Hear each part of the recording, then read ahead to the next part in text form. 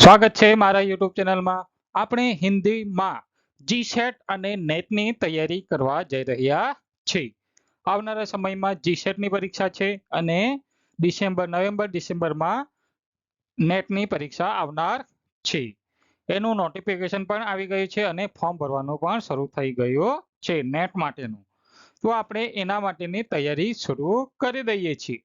તો આજે આપણે હિન્દી સાહિત્યની अलग अलग विभिन्न विधाओ विषे सीखवा जई रह्या छे।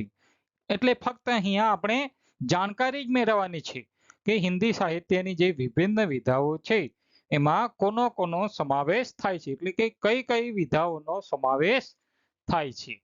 તો એ જે વિધા છે એ શામાં આવશે, તો એના વિશે આજે આપણે જોવા જઈ રહ્યા છીએ। તો શરૂ કરીએ આજનો આ વિડિયો। तो हिंदी साहित्य की जो साहित्य है उसकी अलग अलग विधाएं है। क्या है उसकी अलग अलग विधाएं है, तो उसके बारे में चर्चा करते हैं। तो एक है दृश्य काव्य। क्या है दृश्य काव्य? दृश्य यानी क्या, जो हम देख सके उसे क्या कहते हैं, दृश्य काव्य कहते हैं। जिसे पढ़ा भी जा सकते हैं और देख भी सकते हैं। लिखने पहले इसे लिखा जाता है, बाद में उसे मंचन किया जाता है। जैसे फिल्म जो होती है उसकी राइटिंग की जाती है, बाद में उसका दृश्यांकन किया जाता है, इसलिए उसे क्या कहते हैं, उसे दृश्य कहते हैं। तो दृश्य काव्य कौन कौन से है, तो एक है नाटक। कौन सा है, नाटक है। नाटक क्या है, दृश्य काव्य है। नाटक जो है वो दृश्य काव्य है। क्यों? क्योंकि नाटक का रंगमंच पर अभिनय किया जाता है। क्या किया जाता है, अभिनय किया यानी मंचन किया जाता है। जो दृश्य काव्य होते हैं नाटक, उसका मंचन होता है, संवाद होते हैं। इस और संवाद जो है, जो पात्र है वो बोलते हैं, उसे संवाद कहते हैं। दूसरा है एकांकी। नाटक जो होता है वो उसमें एक से अधिक दृश्य होते हैं, लेकिन एकांकी जो होती है उसमें सिर्फ एक ही दृश्य होता है, एक ही अंक होता है।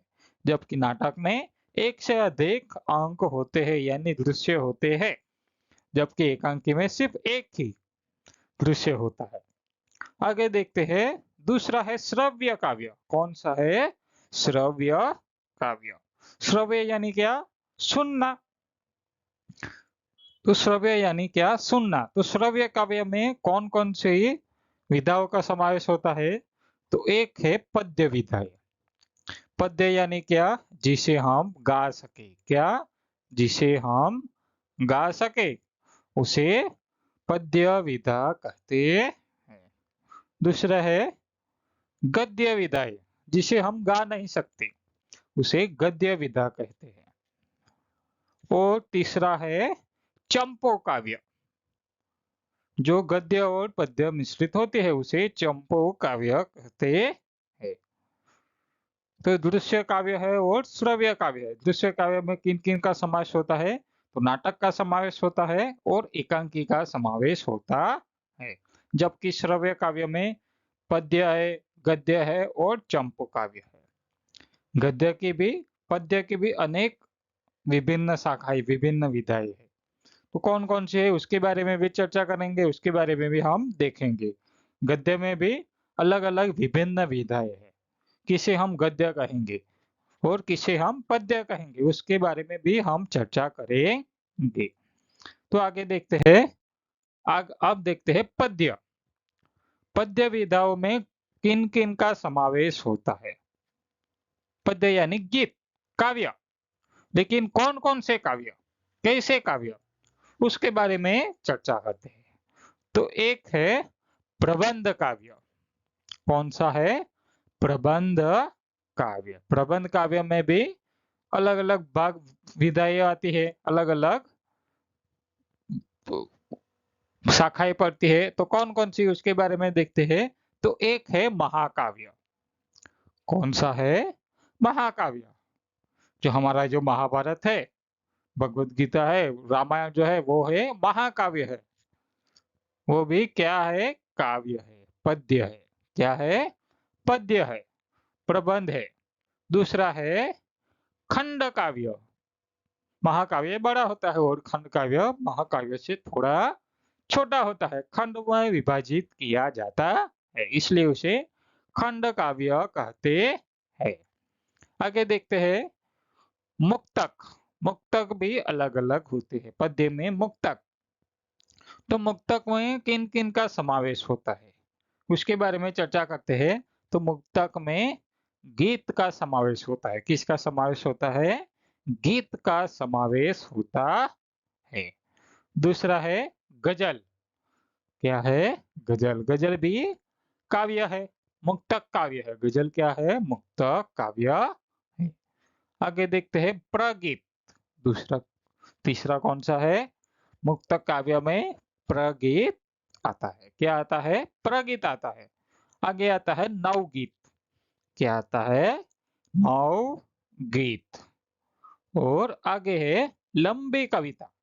कौन सी कविता? लंबी, यानी कि जिस कविता जो लंबी है, 10 पेज, 15 पेज, ऐसी कविता भी आती है, उसे कौन सी कविता कहते हैं?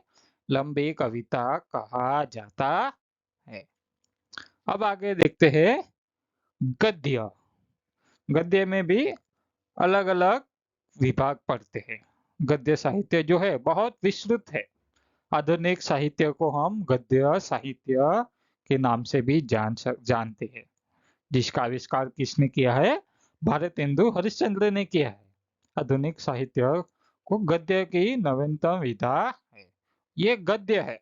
तो गद्य साहित्य में कौन कौन सी विधाओं का समावेश होता है उसके बारे में चर्चा करते हैं। तो गद्य साहित्य में एक है उपन्यास। क्या है? उपन्यास। उपन्यास में किसका नाम लोकप्रिय है? प्रेमचंद जी का। तो ये उपन्यास है, उसे भी गद्य विधा कहते हैं। कौन सी विधा कहते हैं? उपन्यास, गद्य विधा ही है। दूसरी है कहानी। क्या है? कहानी है। कहानी जो है वो भी गद्य है, उपन्यास है वो भी गद्य है।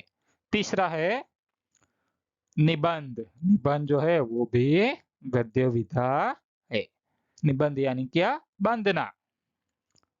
आगे देखते हैं रेखा चित्र। कौन सी है? रेखा चित्र। रेखा चित्र है वो भी गद्य में उनका समावेश होता है। आगे देखते हैं आगे कौन सी है? जीवनी।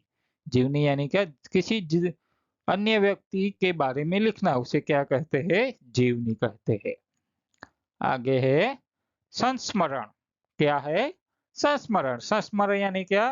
किसी के बारे में लिखना, संस्मरण करके लिखना, उसके साथ बिताए हुए कुछ पल, उसे संस्मरण भी कहते हैं। आगे है पत्र डायरी। पत्र डायरी यानी कि डायरी जो लिखते हैं पत्र के माध्यम से, उसे डायरी को गद्य विधा में समावेश किया जाता है। आगे की है अन्य नवीनतम विधाएं। अन्य नवीनतम विधाएं यानी क्या? अलग अलग विधाएं जो आधुनिक समय में उत्पन्न होती हो, उसका समावेश अन्य नवीनतम विधाओं में किया जाता है। तो ये है गद्य विधाएं। कौन कौन सी है गद्य विधाओं में? उपन्यास है, कहानी है, निबंध है, रेखाचित्र है, जीवनी है, संस्मरण है, पत्र डायरी है और अन्य नवीन विधाएं है। यह जो विधाएं है उसे किसमें समावेश किया जाएगा? तो गद्य में समावेश किया जाएगा। ठीक है। જો તમને આ વિડીયો ગમ્યો હોય તો વિડીયોને લાઈક કરો અને ચેનલને સબસ્ક્રાઇબ કરવાનું ભૂલતા નહીં, જેથી આવનારા વિડીયોનો નોટિફિકેશન તમને મળતું રહે. ત્યાં સુધી આવજો. આભાર. Thank you.